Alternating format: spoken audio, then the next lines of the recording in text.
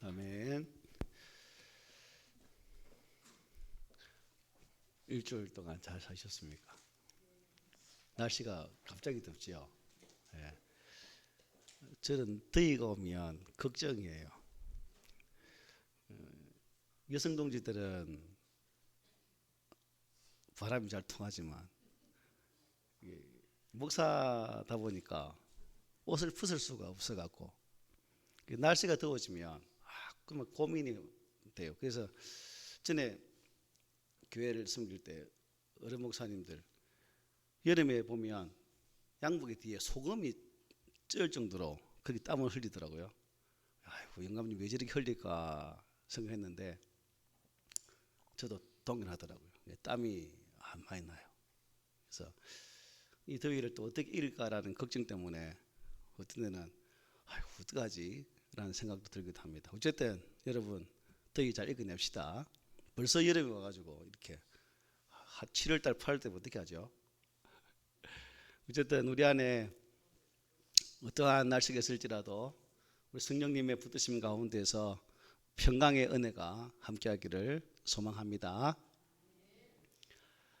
지난 우리가 에스라서의 말씀을 통해서 제가 서두에 말씀드리기를 무너진 우리 개인의 성전을 다시 회복하고 하나님과의 관계를 다시 회복하는 그런 말씀으로 이 말씀 속에 들어가자라고 말씀드린 바 있습니다.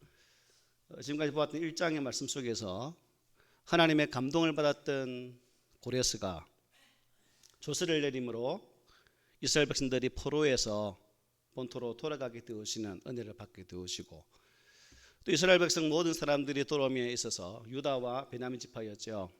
그들이 돌아오면서 그들 또한 하나님께 감동을 받아서 하나님께 즐거이 예물드림으로 나아가며 또한 성전을 회복하고자 하는 그들의 마음들을 볼 수가 있었습니다. 이제 오늘 2장은 보니까 여러분 유다 예루살렘으로 다 올라가라는 이 느부갓네살의 조서에 따라서 고토로 돌아왔던 이스라엘 백성들이 1차 포로 귀환 때 돌아왔던 그 사람의 명단들이 조목조목 기록되어 있는 모습을 보게 됩니다.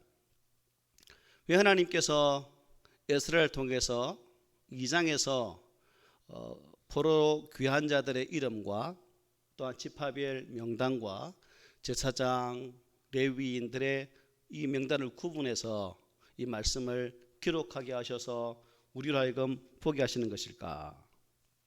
결국 이것은 그들의 후대가 이 말씀을 봄을 통해서 우리 조상들이 살아왔던 삶의 자리가 어떠한 모습으로 살아왔는가를 보기 위한 그런 의도 또한 담겨 있다라고 보면 될 것 같습니다.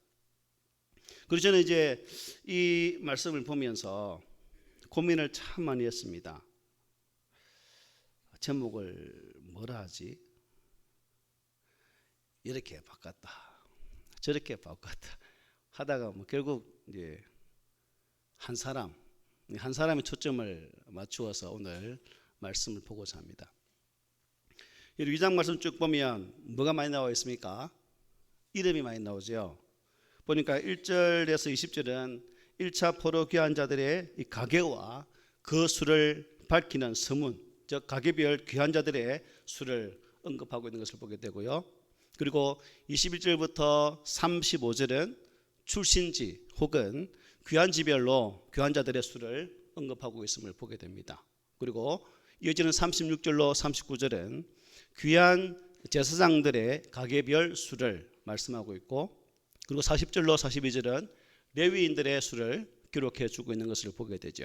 그리고 43절부터 58절은 성전 봉사자인 느리님 사람들과 솔로몬 신하들의 자손들 중에서 귀환자들의 개수를 기록해 주고 있는 것을 보게 됩니다. 그 다음 59절부터 63절은 기타 귀환자들에 대해서 언급해 주고 있고, 64절부터 67절은 1차 포로 귀환자들과 그들이 소유한 재산의 합계에 대해서 말씀을 해줘요.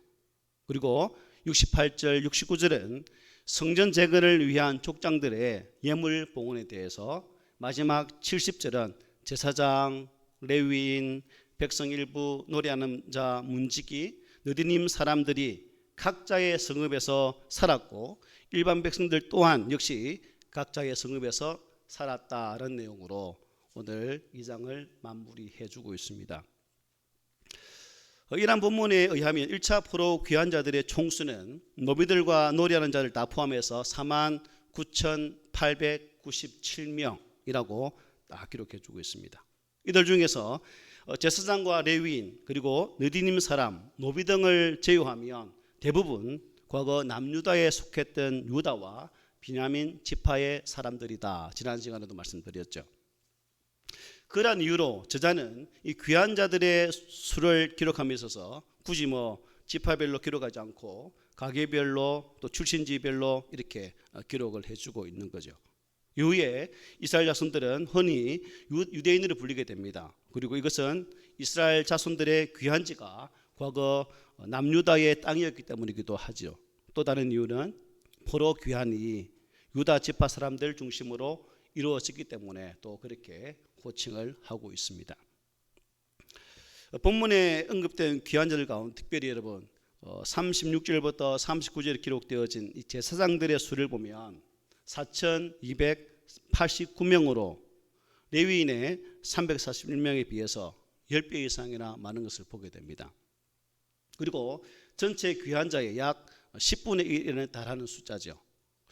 제사장들이 이토록 많이 포로 땅에서 이스라엘로 돌아오고자 했던 그 열망의 이유가 무엇일까?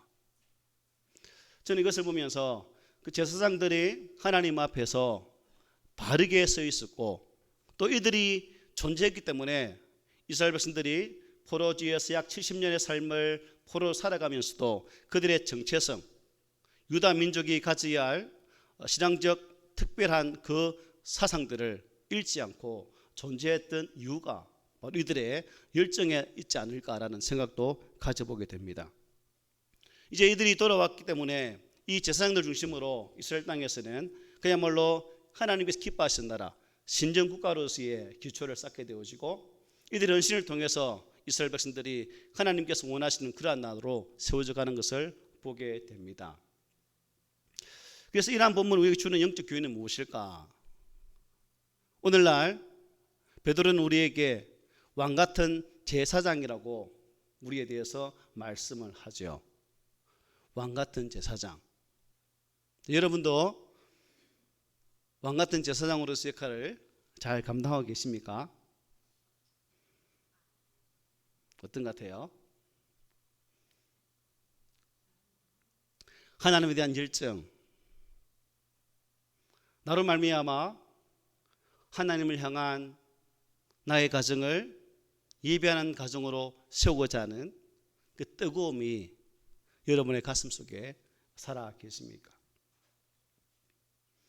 우리가 이제 성경 읽다 보면 보통 이름이 쫙 나오는 부분을 많이 맞닥뜨리게 되죠. 족보 부분이 창세기 5장이나 또 오늘 본문 같은 말씀이나 마태복음 1장이나 누가복음 3장 족보에 딱 직면하게 되면 발음도 안 되고 말도 어렵고 굳이 이것을 왜 봐? 라고 생각하면서 그냥 대충 넘어갈 때가 참 많습니다. 그리고 이제 굳이 이제 성경 일독합니다, 통독합니다 하면 의무감으로 이 장을 이런 2장처럼 이름을 낱낱이 하나 그때 비로소 읽을 경우도 참 많이 있습니다. 이번에 이제 신약 성경 통독하면서도 여러분 읽어보셨죠? 그러나 우리가 이제 에스라서를 살펴보면서 저는 이 말씀을 꼭 나누고 싶던 생각이 들었습니다. 왜냐하면 여기에 기록되어진 한 사람 한 사람, 그 가정당 인원의 명수, 그 가게별 지파별 수를 쭉 보면서 나의 이름, 그래서 설교 제목을 과연 내 이름은, 이런 제목도 한번 세봤어요. 과연 내 이름은 있을까라는 측면이죠. 그래서 이스라엘 백성들에게 있어서는 이 이름, 이 숫자가 참 특별했겠다, 의미가 있었겠다라는 생각을 가져보았다는 거죠. 왜냐하면 거기 기록되어진 사람 이름과 가계별 숫자는 내 가정이 하나님의 거룩한 은혜 안에 서 있는 가정일까? 라는, 또 하나님께서 정말 나를 유대 백성의 인수로 쳐서 그 명단 속에 기록해 두었다는 사실 앞에 아마 이들은 감격하지 않았을까라는 생각을 가져보게 된다는 거죠. 그래서 왜 제가 이 말씀 드리냐면, 우리가 하나님의 거룩한 백성으로서, 구원받는 백성으로서 장차 하나님 앞에 섰을 때 하나님의 거룩한 생명록 책에 내 이름이 기록되어 있을까? 한번 생각해 보십시오. 그러면 여러분, 관심이 가겠습니까? 관심이 안 가겠습니까? 예, 관심이 엄청 가겠죠. 그래서 저는 생각하기를 이스라엘 백성들에게 있어서 에스라서에서 가장 관심이 집중되는 장이 바로 이 2장이었지 않았을까? 과연 우리는 그런 생각을 한다는 거죠. 우리는 매일 살아가면서 뉴스를 접하게 되고, 여러분, 뉴스를 보면 빠지지 않고 나오는 내용이 있습니다. 뭔지 아십니까?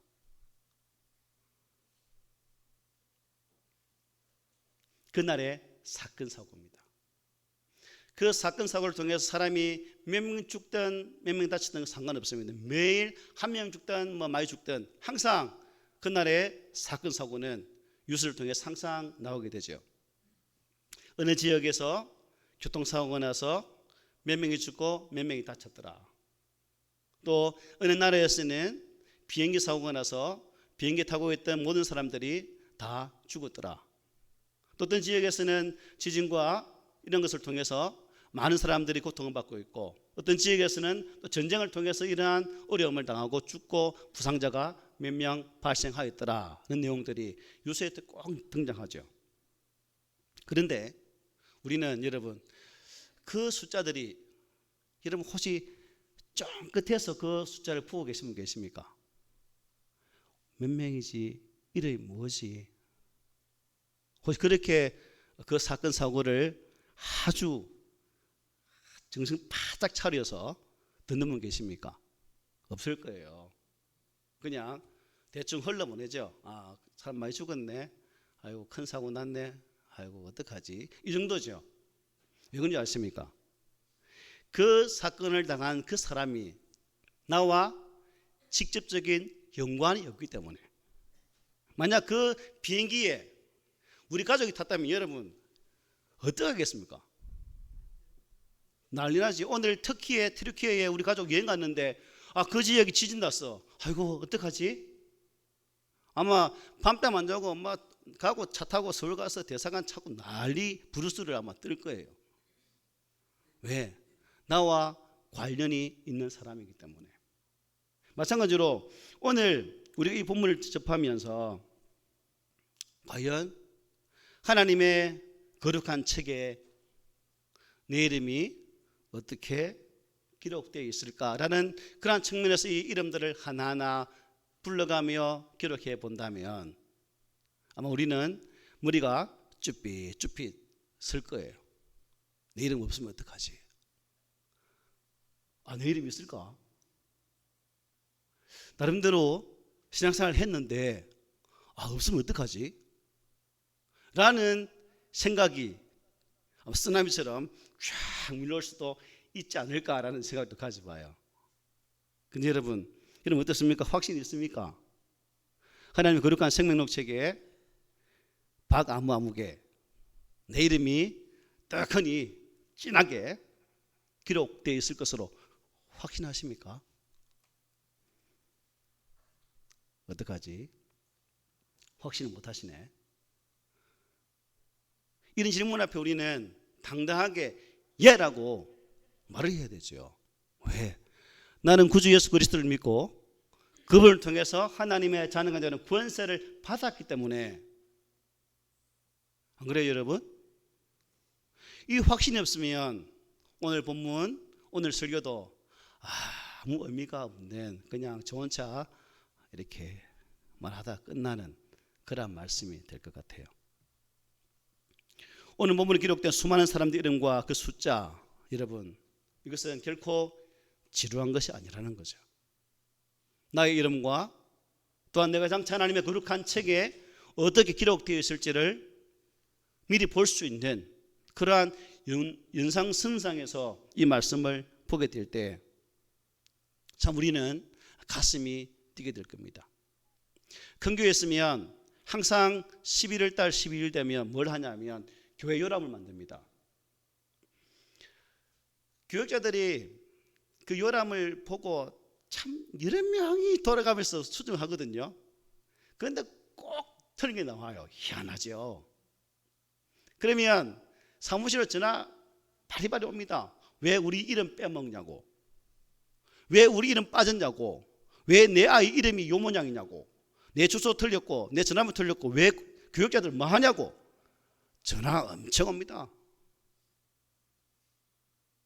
하물며 하나님의 거룩한 생명책에 내 이름이 기록되어 있을까에 대한 관심은 과연 어느 정도일까? 여러분 관심 많으세요? 아니면 죽으면 그때 가서 판가름 나갔지 뭐, 그렇게 살고 계신가요? 그래서 우리는 그렇게 살아서는 안 된다는 거죠. 분명하게 내 삶을 통해 역사하시는 하나님 아버지의 그 거룩한 작업 앞에 내가 구원받은 백성으로서 또한 이 땅에서 당당하게 하나님을 믿는 사람으로서 살아가야 된다는 것입니다. 하나님은 우리를 바라보실 때에 어떻게 보실까요? 수많은 사람들 중에 한 사람으로 보실까요? 아니면 한 사람으로 보시는 것일까요? 어떻게 볼까요, 여러분?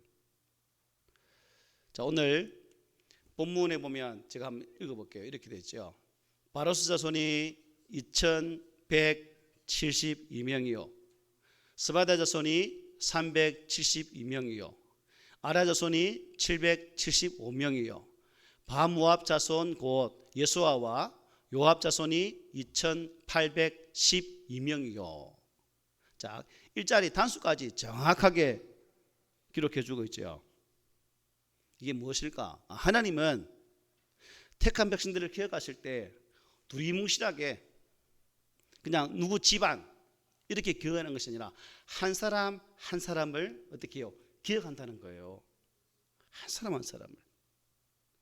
그래서 64절에 보면 돌아와 총수가 42,360명, 노비가 7,337명, 노래하는 남녀가 200명 해서 49,893명 이렇게 기록되어 있단 말이죠. 그리고 말이 736마리, 노새가 245마리, 낙타가 435마리, 나귀가 6,720마리. 노비의 숫자뿐만 아니라 함께 돌아왔던 짐승의 숫자까지 자세하게 기록을 해주고 있어요. 왜 오늘 제가 이 숫자 노름을 하고 있을까요? 우리 한 사람 한 사람이 너무나 중요한 존재이기 때문에 그렇습니다. 어떤 존재라고요? 중요한 사람. 많은 사람들이 나 한 사람의 중요성을 잊고 살아가고 있기 때문에 저는 이 한 사람에게 초점을 맞추어서 오늘 말씀을 전하는 거예요. 그저 많은 사람들 가운데 한 사람이라고 생각한다면 여러분, 우리네 신앙은 그냥 실패자로 저는 나갈 수밖에 없다고 생각해요. 그래서 우리가 많은 사람들이 생각하는 하나의 무리 속의 한 사람, 군중 속의 한 사람으로 신앙생활을 한다면 안 된다는 거죠. 나는 회중 속의 한 사람으로서 예배 드리고 있다라고 생각하면 그 예배는 실패한 예배가 되고 만다는 겁니다. 제가 에스라스를 시작하면서 무너진 나 개인의 성전을 회복하고 하나님과 다시금 관계를 회복하는 가운데에 우리의 신앙을 바르게 세우는 그러한 기회로 삼았으면 좋겠습니다라고 서두에 말씀을 드렸습니다. 그리고 오늘 이 돌아왔던 귀한 자별 이 숫자를 보면서 하나님은 1대 다수의 하나님 아니라 1대 1의 하나님으로 우리를 대한다는 거예요. 지금 이 예배당에 여러 명이 앉아 계시죠. 이 회중 속에 한 사람으로 하나님 보는 것이 아니라 하나님은 이 회중 속에서 나와의 1대1 만남을, 즉 나와 1대1 관계성 속에서 나를 보고 계시다는 거예요. 그래서 많은 사람들이 신앙 실패하는 이유가, 굳이 큰 교회를 찾아가서 살아가는 이유가, 묻혀서 신앙생활을 하면 편하고 또 그것이 그냥 내가 살아가는 데서 별 탈 없기 때문에 그렇게 많이 생활하죠. 그런데 우리 하나님은 그렇게 하나님 아니라는 거죠. 1대1. 제가 우리도 함께 일어나셔서 하나님 앞에 예배드리겠습니다 라고 말한다면, 이 부분은 조인수 장로님 지금 일어나십시오, 함께 예배드리겠습니다. 박찬승 권사님 일어나셔서 하나님께 예배드리겠습니다. 누구누구님 일어나서 예배드리겠습니다 라고 드려야 된다는 거죠. 우리 회중을 향한 부름이 아니라 하나님께서 나를 향해 나에게 요청하는 그 부르심에 반응하는 자가 되어야 된다는 거예요. 어떻습니까 여러분? 여러분들 혹시 나 한 사람쯤이야, 몇 명 중에서 내 한 사람 잠시 엉뚱한 짓 하면 어떨까? 라는 생각을 가지고 계십니까? 그럼 오늘부터 그 나 한 사람쯤이야 라는 단어는 여러분의 뇌 속에서 완전히 지워버리시고, 이제 하나님 앞에 선 단독자로서, 즉 하나님과 나와의 1대1의 관계성 속에서 우리의 신앙생활을 다시금 점검하는 그 모습이 우리 가운데 있으면 참 좋겠다는 생각이 듭니다. 생각해 보십시오. 오늘 예배당에 나올 때 하나님께서 우리 한 사람 한 사람을 만난다고 생각해 보십시오. 하나님이 박강인을 만나고 김창호를 만나고 이현우를 만나도 생각해 보십시오. 그러면 그 예배 속에 우리의 집중도가 여러분 어떻게 해야 될까요? 다른 사람은 아무도 없어. 오직 나와 하나님 둘밖에 없다는 거예요. 그러면 그 예배 속에 우리가 드리는 찬송이 부르는 둥 마는 둥 할 수 있겠습니까? 우리의 예배가 드리는 둥 마는 둥 할 수 있겠습니까? 그럴 수 없다는 거죠. 하나님과 나의 1대1을 만나서 예배 드리는데, 만주해 주시고 만왕의 왕이신 하나님 앞에서 내가 예배 드리는데, 단 둘이서 예배 드리는데 그 예배에 찬송하지 않는다면, 그 속에 찬양이 없고 그 속에 기쁨이 없다면 그 하나님이 기뻐할 수 없는 그 모습이 존재하는데 과연 내가 그럴 수 있을까? 라고 했을 때 아니라는 거죠. 예배는 1대 다수가 아니라 하나님과 나와의 만남이라는 거예요. 그래서 우리는 내 개인의 성전이 하나님 보시기에 바르게 세워지고, 내 개인의 성전이 하나님 앞에 합당하게 세워질 때에 비로소 하나님 앞에 온전히 세워지는 자가 될 수 있다는 거죠. 지난주에 보았던 말씀이죠. 이에 유다와 베냐민 족장들과 제사장들과 레위 사람들과 그 마음이 하나님께 감동을 받고 올라가서 예루살렘의 여호와의 성전을 건축하고자 하는 자가 다 일어나니, 여기 다 일어났다 하는 말이 쿰이라고 말했어요. 쿰, 히브리어 쿰. 즉 이 쿰은 무슨 의미가 있다고 했습니까? 하나님 앞에서 내가 마음의 의지와 결단을 통해서 이렇게 하겠습니다라는 그 마음의 다짐이 동반되어진 말씀이라고 전했어요. 그러므로 우리가 하나님 앞에 예배 드릴 때에 그 마음이 없다면, 즉 하나님 앞에서 내가 온전히 이 1대1의 만남을 통해서 하나님 기뻐하시는 그러한 예배자로 세워져야 되겠습니다라는 그 마음 다짐이 없다면 우리의 예배는 산제사가 될 수 없는 것이고, 내가 드리는 이 예배 또한 하나님께서 받지 아니하는 죽은 예배가 될 수밖에 없다는 거예요. 사랑하는 성도 여러분, 여러분들은 예배당에 나오실 때에 어떠한 마음으로, 어떠한 마음의 다짐으로 예배당에 나오셨습니까? 무리 속에 여러분들을 가두지 마십시오.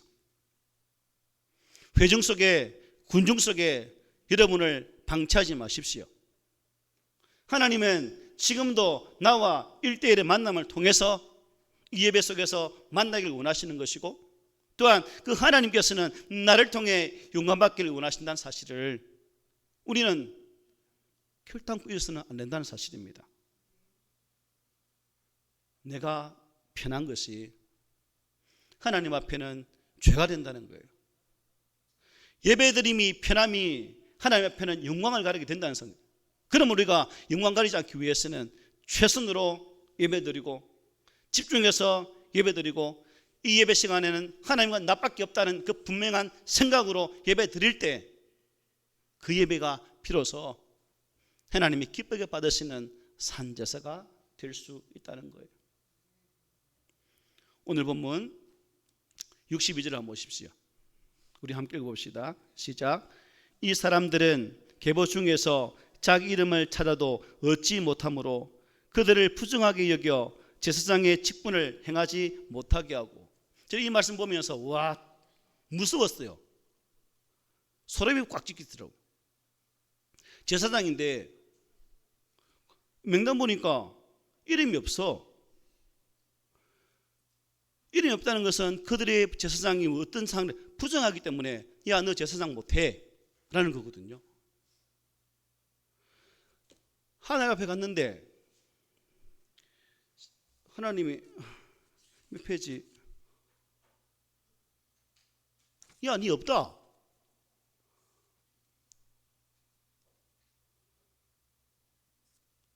야 니 이름 뭐라고?